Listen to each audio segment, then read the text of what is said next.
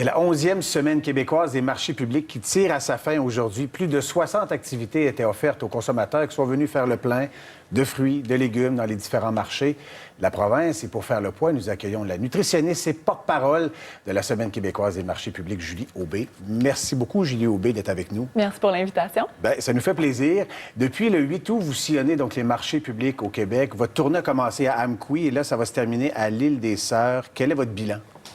En fait, un bilan qui est réjouissant parce que j'ai rencontré pendant 10 jours des gens qui sont sur les marchés, qui sont là, qui sont fiers de l'être, qui ont leur marché à cœur, qui s'approvisionnent localement de produits de qualité, de proximité. Donc, très réjouissant. On souhaite juste amener encore plus de gens dans le mouvement pour découvrir les marchés puis les savourer. Oui, est-ce que vous sentez un engouement des Québécois? On en parle de plus en plus, de manger localement, d'aller dans les marchés publics, qu'il y a davantage de fraîcheur, qu'on aide nos producteurs. Est-ce que vous sentez cet engouement actuellement? Oui, absolument. Surtout que je reviens d'une semaine où j'ai rencontré les gens qui sont sur les marchés publics. Donc, les gens qui sont déjà convaincus qui sont là, mais on le sent, l'engouement. On sent aussi qu'il y a des gens qui vont rencontrer un paquet d'obstacles, dans le fond. Ça peut être des fois les horaires, ça peut être une perception de prix, ça peut être le fait d'avoir beaucoup de choses en même temps. Donc, il y a toutes sortes d'obstacles, mais on se rend compte que la formule des marchés, bien, elle est différente d'un marché à l'autre. Il y a toujours moyen de s'adapter aux gens, finalement.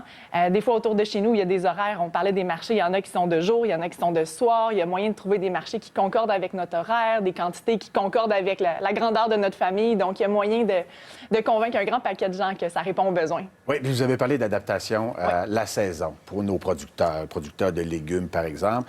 On sait que le printemps a été froid, frisquet même, davantage de pluie. Quel impact actuellement ça a sur les fruits et légumes et également sur le prix? Qu'est-ce que vous avez remarqué?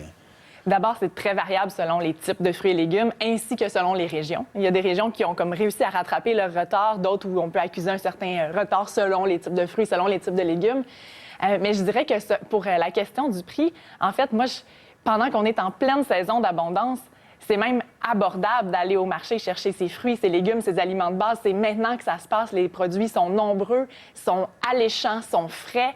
Donc, c'est le temps de remplir nos assiettes maintenant de ces produits-là de saison, puis aussi d'y penser pour les mois les plus froids qui s'en viennent. Parce que vous savez que des fois, à l'hiver, on entend parler d'un céleri ou d'un chou-fleur qui est hors de prix. Le fameux céleri. Vous avez de la suite dans les idées parce que j'allais vous lancer là-dessus. Le fameux céleri à 6 $. Parce qu'on a dit qu'il y avait toutes sortes de vertus, les gens ont commencé à acheter davantage de céleri. Puis on avait vu aussi des hausses de prix au mois de juin. Je pense une hausse de 17 ou à peu près. Alors, la saison estivale, on voit ces prix redescendre. C'est quand même ça la bonne nouvelle, là. Mais c'est l'abondance. Donc, tout est prêt, tout est là. Moi, je mets quand même les gens au défi de trouver un céleri à 6 $ sur un marché public en ce moment, en cette saison-ci. Donc, ça se congèle bien. Faites des réserves. Puis c'est la même chose pour le maïs, pour les brocolis.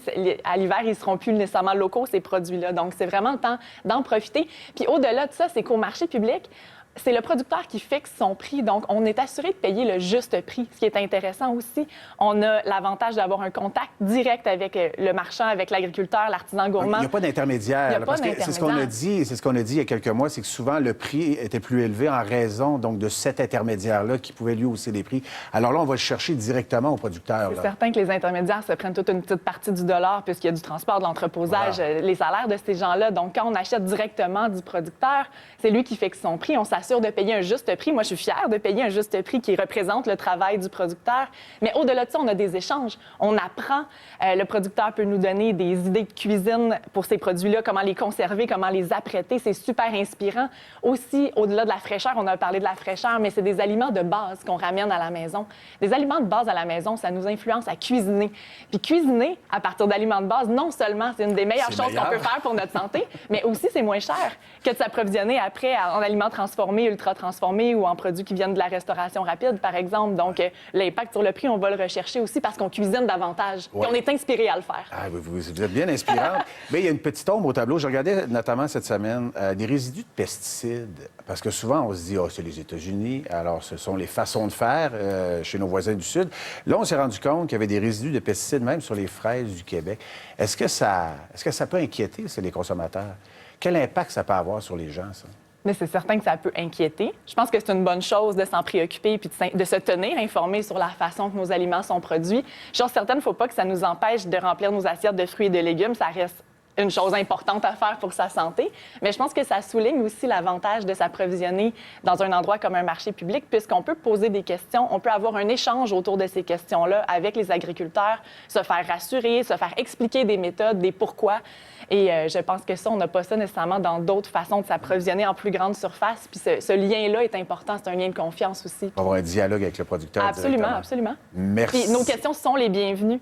Quand on est au marché public, les gens veulent discuter avec nous. Cet échange-là, il est central, il fait partie de l'expérience. Donc, l'invitation est lancée. Transformez votre approvisionnement en expérience en commençant par le marché, puis l'expérience va se poursuivre jusque dans l'assiette. L'invitation est lancée, on s'en va dans les marchés. Julie Aubé, nutritionniste, porte-parole de la Semaine québécoise des marchés publics. Merci beaucoup. Plaisir.